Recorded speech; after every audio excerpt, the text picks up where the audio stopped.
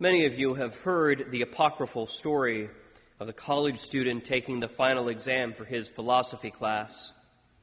One of the essay questions was, "What is courage?" The student answered, "This is." On this feast of Saints Peter and Paul, if we ask, "What is commitment?" we could well answer, "God is." Amen.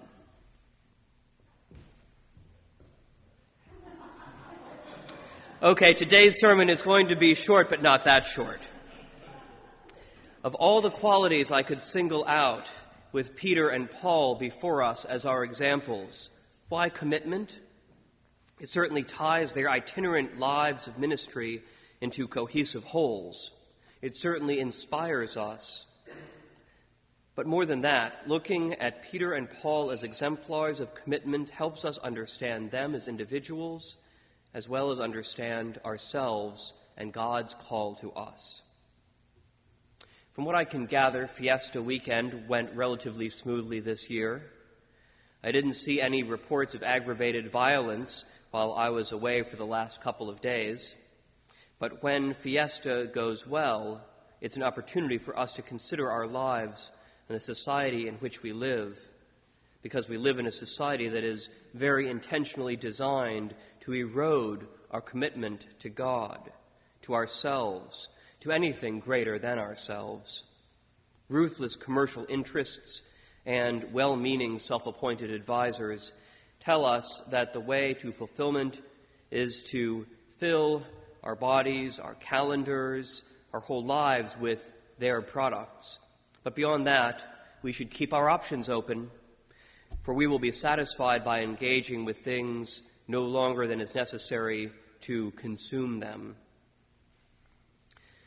The rowdy drunks who notoriously wander Rogers Street in packs during Fiesta, looking for the next thrill, whose nights will end at best home alone with empty pockets and pounding heads. They are merely a cautionary tale of the ends of acquisition, the emptiness at the core of our buy, use, and discard society. If St. Peter were here to see the extremes of piety and boorishness that go on in his name, I don't think he would approve of the boorishness, but I do think he would understand. He was a man of the world, a hard-working fisherman himself, who appreciated the rest the Sabbath offered, the opportunity to do something besides labor. He was a man who knew only too well just how easily one can fall into sin, denying his Lord and his friend 3 times in one night hurt him longer, deeper, and harder than even the worst hangover. But he went on to make another fateful choice. When Jesus offered him the opportunity to do so, he rededicated himself to loving Jesus and carrying out his mission in a 3-fold pattern that would reverse his earlier 3 rejections. In this one encounter with the risen Jesus, which we just heard in today's gospel, Peter made a lifelong commitment to discipleship, to doing all in his power to love and serve the Lord.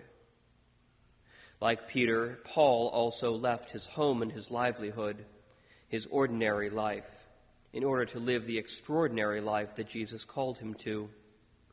They both suffered and ultimately died because of their unwavering commitment to serving and sharing Jesus Christ.